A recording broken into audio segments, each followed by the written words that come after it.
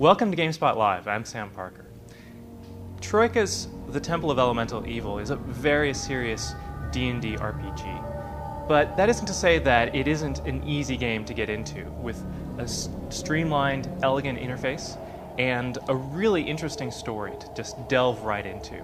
Actually, at the start of the game, you get to pick from 9 different ethical orientations or alignments, the canonical D&D lawful, good, chaotic, evil sorts of things, and those actually determine where you start the game.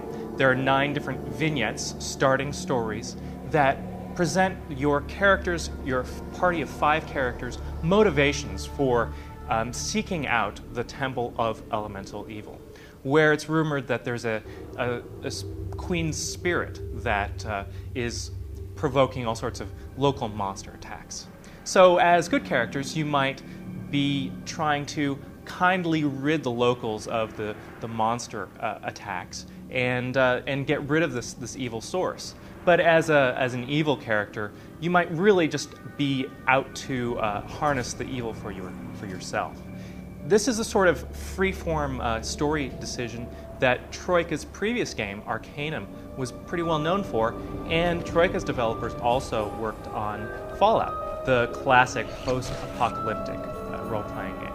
Here, the Temple of Elemental Evil uses the 3.5 edition Dungeons & Dragons rules to full effect.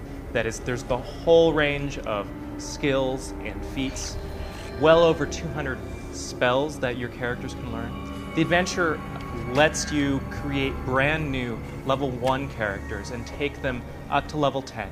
It's capped there, but there's quite a bit to do in the meantime. A full party of 5 characters over the course of some 30 to 60 hours of gameplay can expect to reach about level 7, level 8, according to Troika's designers. Walking around the game's 2D environments in real time will let you appreciate the sort of detail that went into designing the environments. The dark dungeons, the outdoor environments that have a full day-night cycle. But really looking at the combat is where you can appreciate the 3D character animations, which are fluidly animated. Some characters have special attacks.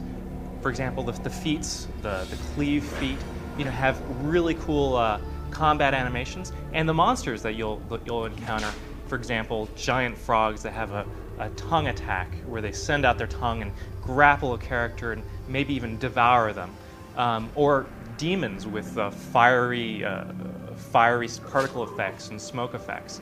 There's some really cool looking characters in the game. The combat gets quite detailed and tactical.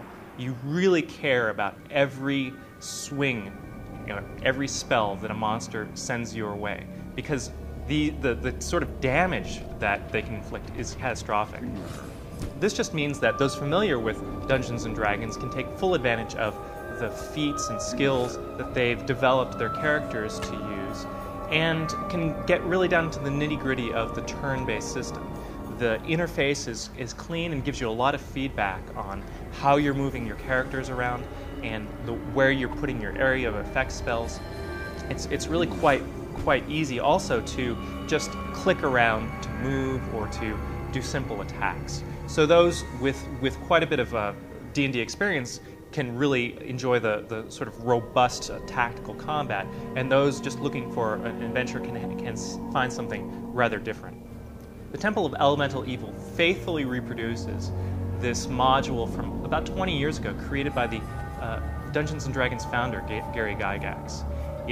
If you actually had the module on hand, it's out of print now, but if you had it on hand, you could use it as sort of a strategy guide. The game is designed that faithfully. There's quite a bit to do in the game with all of the 3rd edition skills and the branching story elements, but there's also the possibility that we can expect a further adventure, perhaps against the giants, from Troika sometime in the future if the Temple of Elemental Evil does well.